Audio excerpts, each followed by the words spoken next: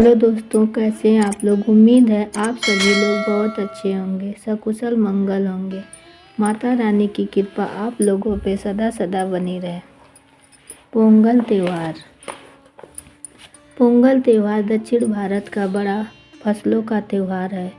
तमिलनाडु में इसे ताई पोंगल के नाम से भी जाना जाता है। यह हर साल 15 जनवरी को ही मनाया जाता है।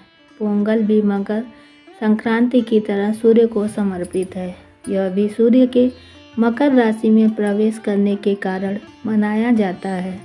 दरअसल पोंगल के समय सर्दियों की फसल को काटा जाता है। यही वजह है कि घर में धन धान्य होता है।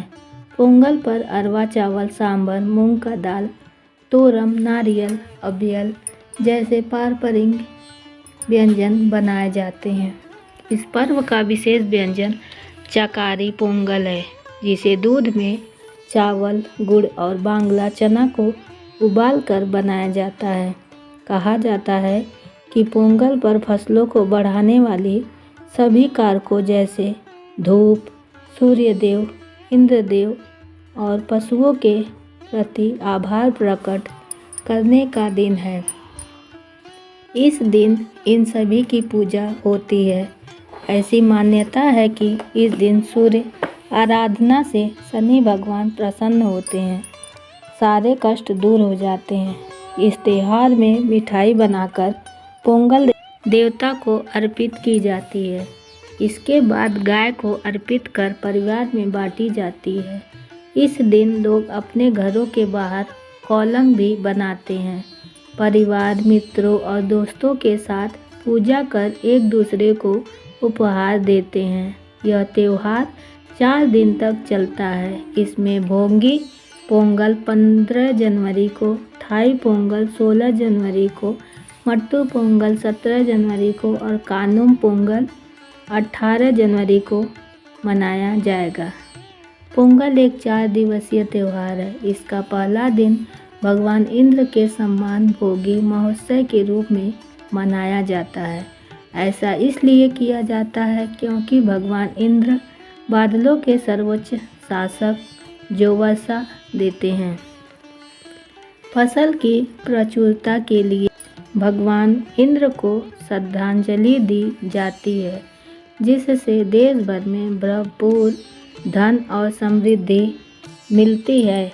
इस दिन पर एक और अनुष्ठान मनाया जाता है जिसका नाम है भोगी मनतालु। इस उत्सव में घर के बेकार सामान को लकड़ी और गाय के गोबर की आग से फेंक दिया जाता है।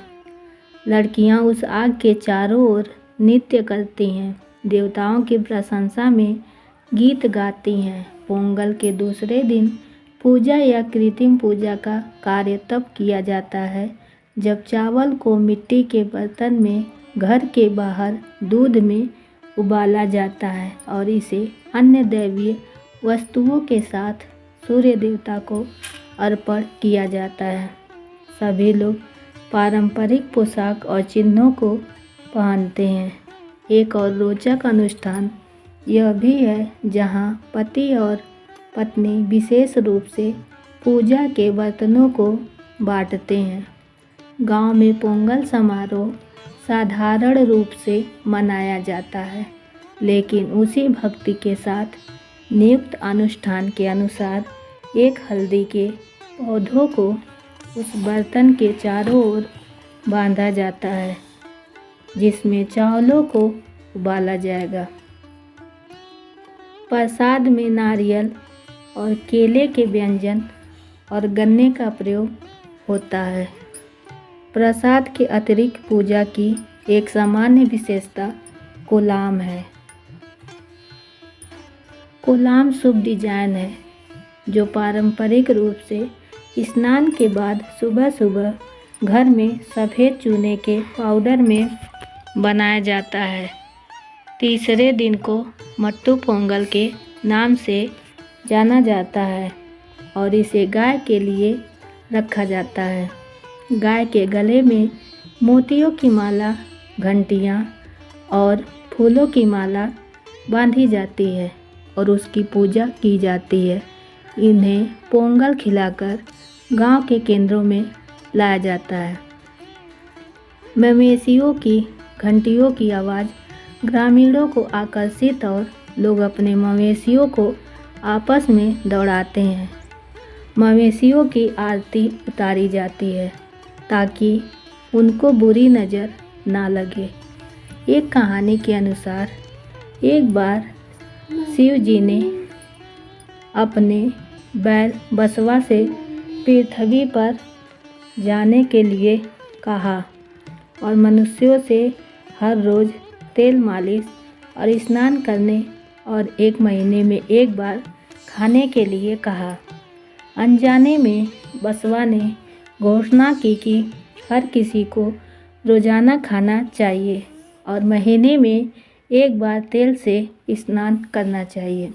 इस गलती ने शिव को क्रोधित किया और उन्होंने बसवा को श्राप दिया कि उसे हमेशा के लिए पृथ्वी पर जीवित रहना होगा और लोगों के खेतों में हल चलाना होगा ताकि लोगों को अधिक भोजन पैदा करने में मदद मिल सके।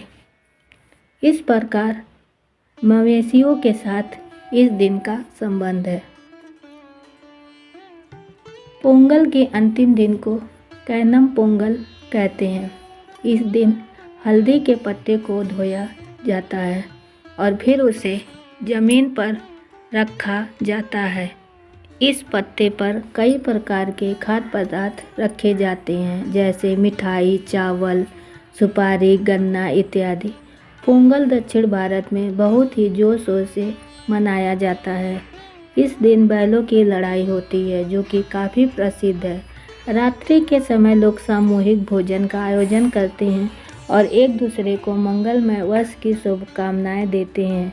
इस पवित्र अवसर पर लोग फसल जीवन में प्रकाश आदि के लिए भगवान सूर्य देव के प्रति कृतज्ञता व्यक्त करते हैं। पोंगल दक्षिण भारत का एक अहम पर्व है। 4 दिन तक चलने वाले इस पर्व की एक अहम विशेषता इस दौरान बनने वाला भोजन भी है, जो कि पोंगल के दूसरे दिन मिट्टी के बर्तन में खीर बनाई जाती है जो बेहद स्वादिष्ट होती है। आशा करती हूँ आपको हमारी कहानी पसंद आई होगी। पसंद आई है तो एक लाइक ज़रूर करें और चैनल पर नए हैं तो चैनल को सब्सक्राइब करना ना भूलें और बेल आइकन दबाना ना भूलें ताकि अगली अपडेट सबसे पहले आपको मिले। धन्यवाद।